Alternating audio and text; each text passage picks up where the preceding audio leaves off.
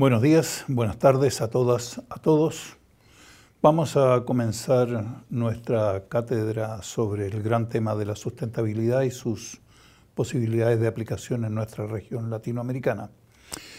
El capítulo 1 se refiere naturalmente al concepto mismo de la sustentabilidad. Este capítulo está compuesto por 3 módulos. El primero, que vamos a tratar enseguida, es un poco el análisis de ciertos antecedentes y el cambio histórico del concepto, así como diferentes posibilidades de interpretación que se han dado.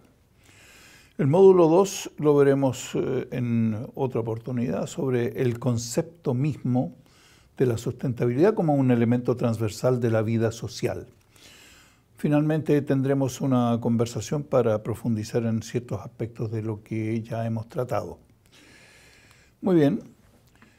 En este módulo 1 del capítulo 1 pretendemos alcanzar los siguientes objetivos didácticos. Primero, es necesario que ustedes hayan comprendido el proceso histórico de las últimas décadas que condujo a la necesidad de buscar un nuevo modelo de desarrollo. Enseguida, es estrictamente necesario conocer las 3 componentes del modelo de desarrollo sustentable. Ya veremos cuáles son esas.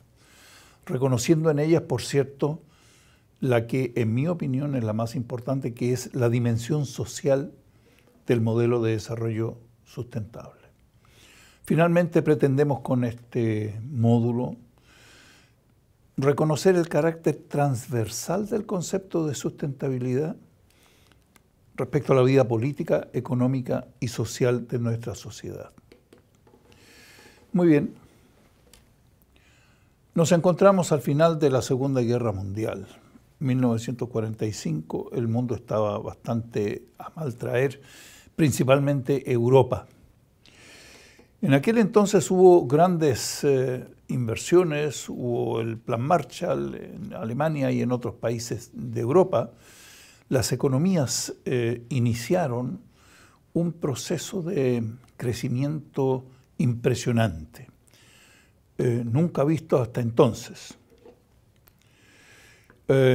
Ese proceso estaba basado en la explotación de los recursos naturales de una forma tal como si esos recursos fuesen inagotables, como si fuesen infinitos. Esa fue una característica fundamental de los años inmediatamente después de la guerra. Como ejemplo podemos mencionar el tema de la deforestación. Claro, algunos dirán que eso sigue siendo así, pero es que después de la Segunda Guerra Mundial la situación era bastante más grave. Menciono la deforestación en primer lugar por un asunto más bien de carácter histórico. La deforestación fue el problema al cual se enfrentó en el siglo XVIII un señor alemán de apellido Carlowitz, que en 1713 ya publicó un estudio sobre la necesidad de tener una silvicultura sustentable. Él provenía de la ciudad de Freiberg, en el sur de Alemania, una región de alto desarrollo minero, vale decir la faena extractiva de los yacimientos, pero también la metalurgia y otras actividades vinculadas a la minería que son altamente exigentes en cuanto a energía. Esa energía provenía principalmente de la madera y de los bosques.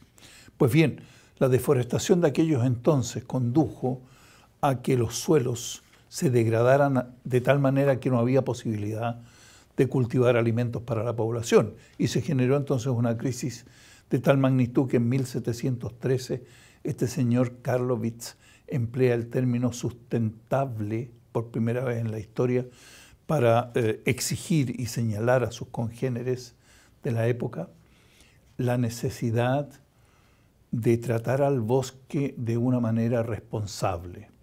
Primero, no se pueden talar más árboles de aquellos que crecen regularmente. Y segundo, cuando talemos el bosque, pensemos en las necesidades de las generaciones futuras. Es notable que en aquellos entonces se haya formulado esto que recién siglos más tarde, en nuestra actualidad, ha empezado a tener una relevancia a nivel mundial. Otro factor importante después de la Segunda Guerra Mundial, vinculado a la explotación de los recursos naturales de manera absolutamente irresponsable, es el tema de la pesca de arrastre. Muchos de ustedes conocerán el concepto, otros posiblemente no. En resumidas cuentas, se trata de una pesca absolutamente ilimitada, con redes gigantescas, a veces de kilómetros, que llegan hasta el fondo del mar y arrastran todo a su paso, incluyendo la fauna y la flora del fondo marino, destruyendo todo a su paso. Hay estudios muy serios que demuestran que a veces el 70% de las capturas en la pesca de arrastre son capturas no deseadas, es decir, lo que ellos llaman bycatch. Es un término usado para las capturas que no estaban programadas. Entonces, se trata de una faena pesquera no selectiva. Por lo tanto, extremadamente dañina y se sigue practicando en algunas partes del mundo, como en Galicia, el norte de España. Un tercer elemento que quiero mencionar al respecto de la situación después de la Segunda Guerra Mundial y la explotación ilimitada de los recursos naturales, por cierto, es la explotación minera.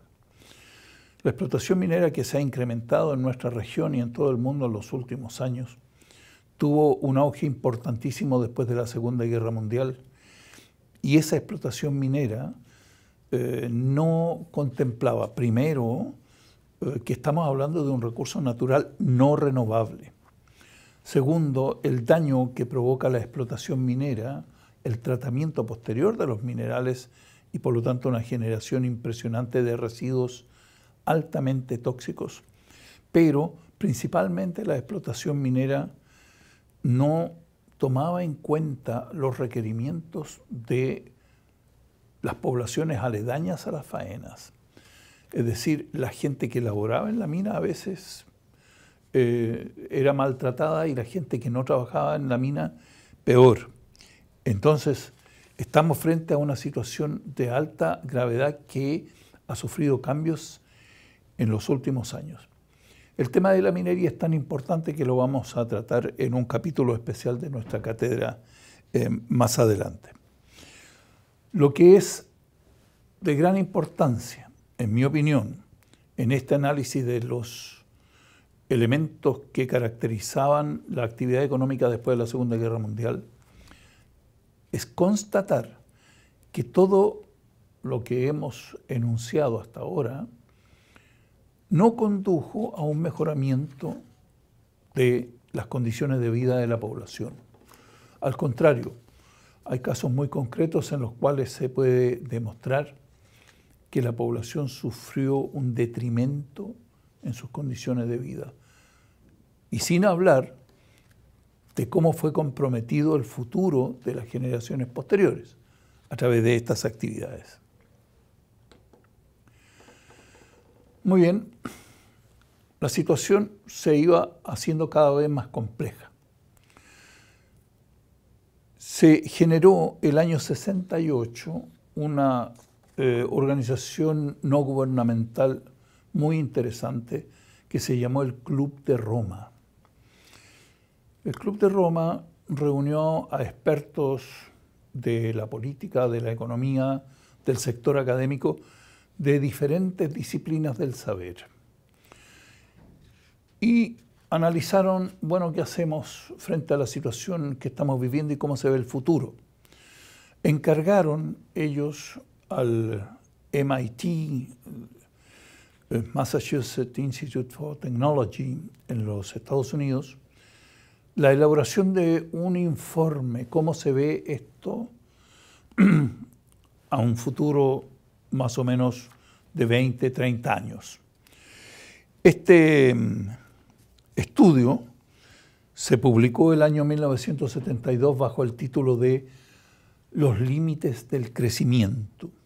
Fue elaborado principalmente por Donella y Dennis Meadows, junto a otros 15 expertos del ya mencionado MIT. El documento constituyó un hito importante en el proceso que iba lentamente conduciendo a generar la formulación de un nuevo modelo de desarrollo.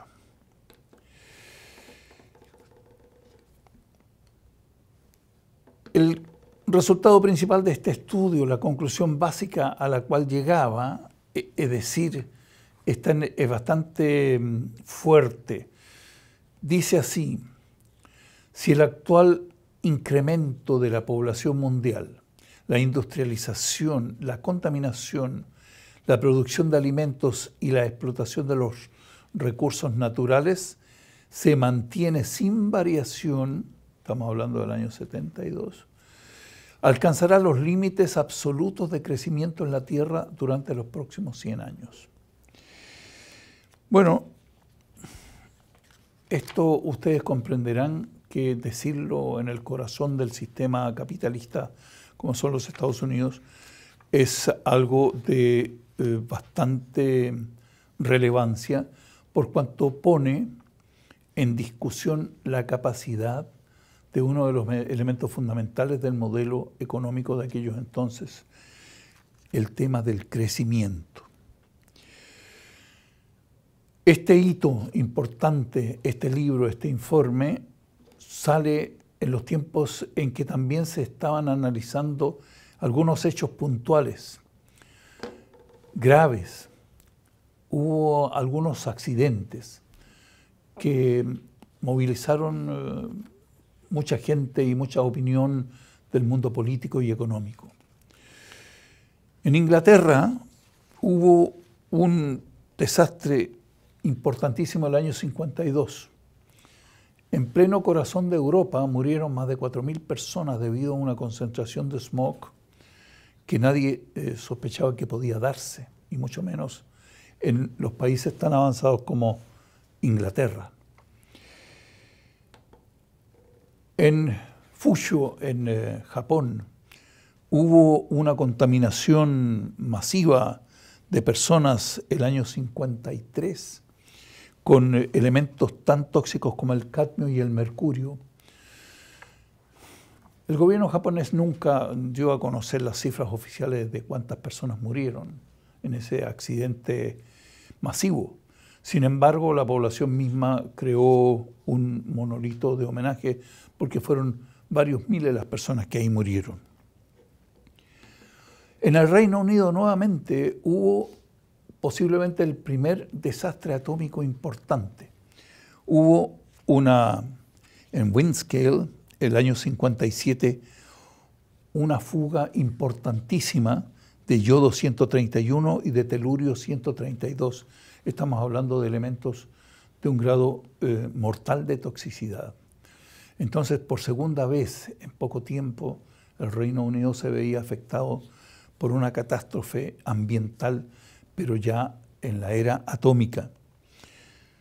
Podemos mencionar también que en los Estados Unidos, en California, el año 69, hubo un derrame de petróleo por el rompimiento del fondo marino que generó una contaminación tan grande de playas, de puertos, de bahías, que la zona fue declarada como zona de desastre federal por el gobierno de los Estados Unidos. Entonces, estamos hablando de que había una situación bastante grave que iba en incremento. Me estoy refiriendo, por cierto, a las cosas negativas del momento. Ustedes podrán decir en aquellos entonces también había cosas positivas. Por supuesto que las había. En nuestro contexto sí queremos resaltar los elementos que se vinculan con nuestro tema, que es el surgimiento y desarrollo del concepto del desarrollo sustentable.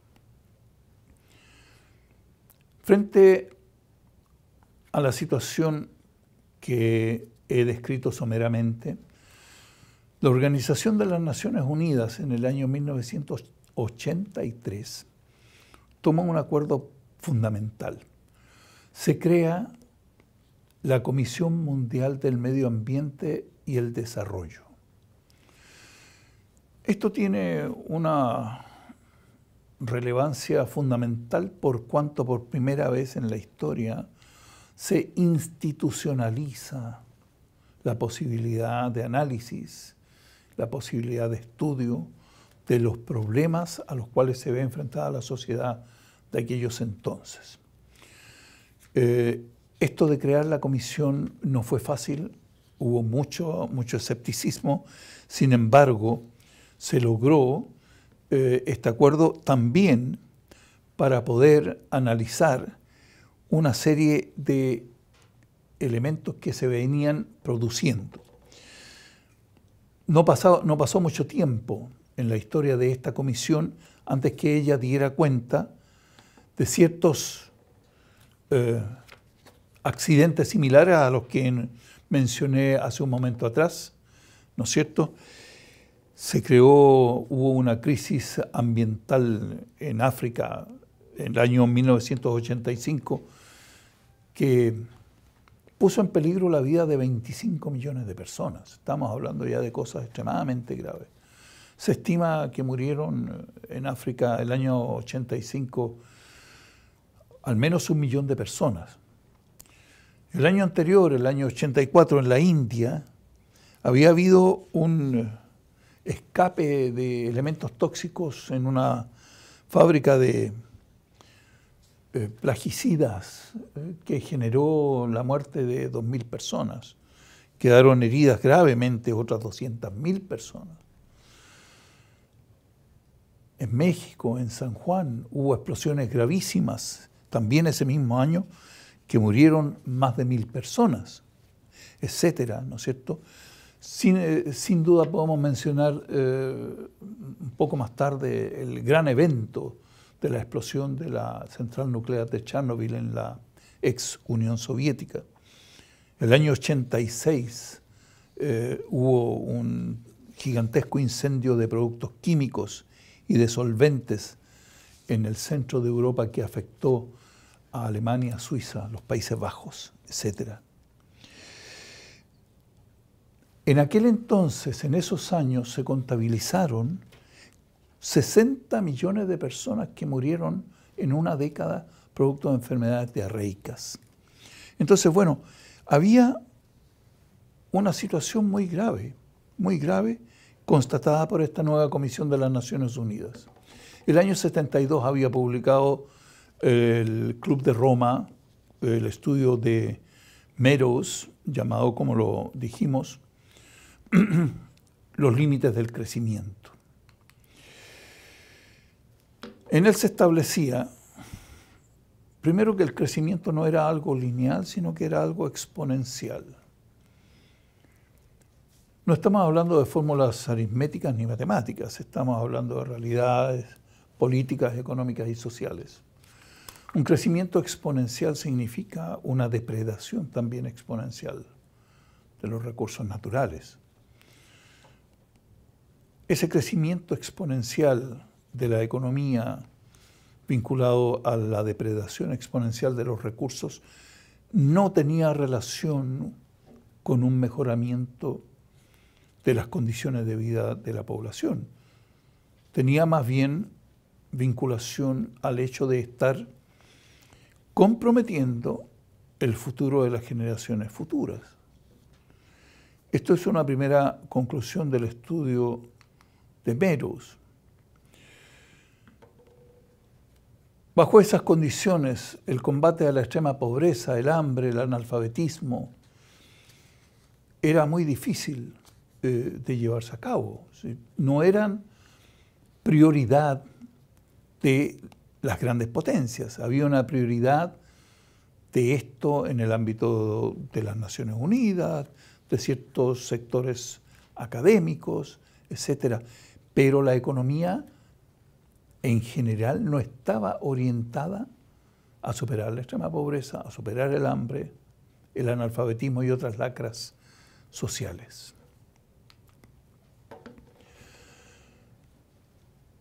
Por otra parte, desde el punto de vista estrictamente de las cifras brutas, la población de los países más avanzados era más pobre que hacía algunas décadas. Eso debido al crecimiento de la población y a los mecanismos de distribución y redistribución de la riqueza. Por lo tanto, frente a esta situación, se hacía imperiosamente necesaria la generación de un modelo económico distinto. Distinto en términos de buscar un equilibrio entre los elementos que componen el quehacer social, económico y político. Tendría que haber un equilibrio entre las actividades económicas, los recursos naturales y las necesidades actuales y futuras de las personas.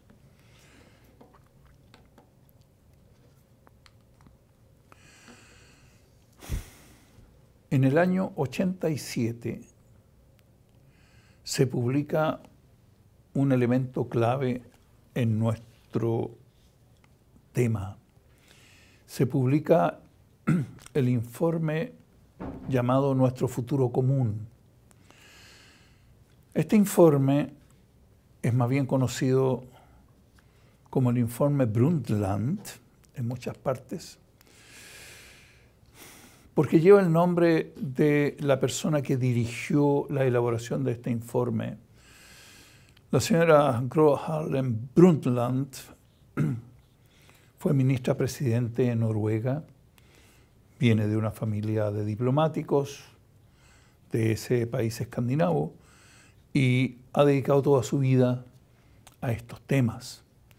Dirigió entonces la elaboración de este impresionante informe de unas 400 páginas, en donde por primera vez se plantea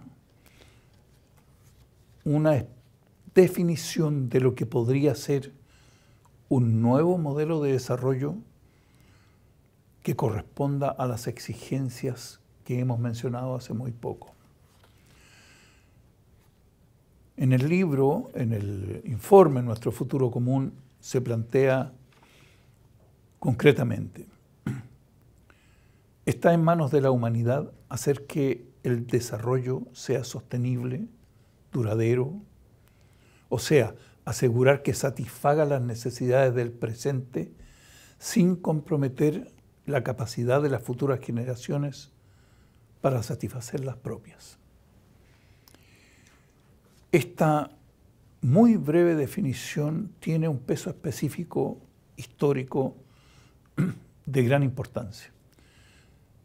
Sigue siendo, ya décadas más tarde, la definición más clara y precisa de lo que debería ser un modelo de desarrollo sustentable.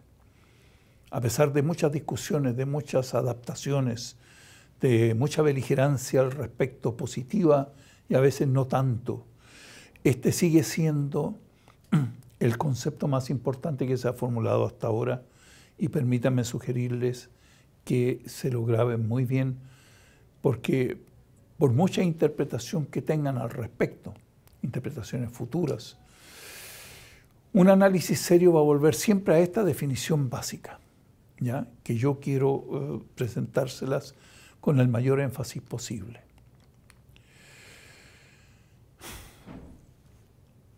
¿Qué pretende la definición? Pretende que debemos lograr un equilibrio entre el desarrollo económico, por un lado, el respeto a la ecología y al medio ambiente, por otro, y todo ello bajo una observancia estricta de las necesidades sociales actuales y del futuro. Este equilibrio, que evidentemente no puede ser estático, sino que es un equilibrio dinámico, es un equilibrio que se va adaptando necesariamente a lo que vaya sucediendo, no puede ser logrado sino a través de políticas públicas, privadas y académicas de un carácter transversal e interdisciplinario. Estamos hablando ya de cosas relativamente complejas. Claro, alguien podrá decir que lograr un equilibrio entre las componentes podría ser, como decimos en América Latina, la cuadratura del triángulo. ¿Cómo será posible compatibilizar los requerimientos del sector económico, especialmente del sector económico privado, con las exigencias de respeto al medio ambiente y la ecología, y teniendo como norte, como orientación final, las necesidades sociales actuales y futuras?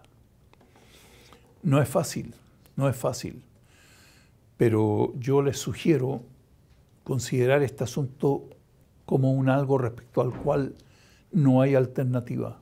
Tenemos que enfrentarlo.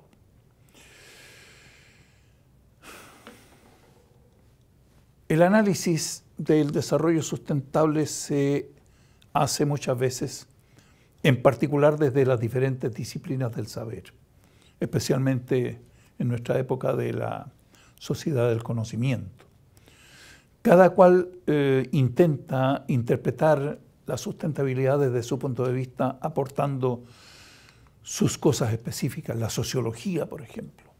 Hay importantes estudios de cómo la sociología puede aportar al concepto mismo y a la aplicación del desarrollo sustentable. Lo mismo ocurre con el derecho, la cosa jurídica. En ello vemos a veces algunas deformaciones. En mi opinión, hay algunos juristas que piensan que los problemas fundamentales se arreglan con leyes que castigan a quienes se portan mal y premian a quienes se portan bien. Evidentemente que los asuntos de la sustentabilidad son mucho más complejos que eso. La medicina tiene mucho que decir al respecto y también hay aportes importantes en ello. Y la gestión económica, sin duda. Una gestión sustentable es algo de lo cual no podemos prescindir actualmente. Quiero finalizar dándoles algunas sugerencias para el estudio personal. Creo que sería muy interesante que ustedes analicen individualmente o, si lo prefieren, en grupos de trabajo. Primero, ¿cuáles son los modelos de desarrollo actuales? ¿Cómo los podríamos definir pensando en que son los modelos que no son sustentables y por lo tanto deberían ser en algún momento sustituidos por un modelo de desarrollo sustentable? Sería bueno que ustedes hicieran al respecto un breve análisis escrito. Ahora bien, el planeta está compuesto por diferentes regiones con distintas realidades. En la opinión de ustedes, ¿en qué región del mundo podría, antes que en otras, implementarse con éxito un modelo de desarrollo sustentable? Sería interesante conocer la opinión de ustedes y, por cierto, lo más importante es la argumentación. Finalmente, hablábamos de la importancia de la Organización de las Naciones Unidas en todo esto. Hay una cantidad importante de documentos, materiales, análisis, estudios, informes. Si vemos ese abanico no menor de esfuerzo de las Naciones Unidas por el desarrollo sustentable, ¿piensan ustedes que se hace lo suficiente? Si son de la opinión que no se hace lo suficiente, ¿cuáles serían las sugerencias de parte de ustedes para avanzar en este contexto? Les agradezco la atención y espero que nos podamos juntar vía online en el próximo módulo de nuestra cátedra. Muchas gracias.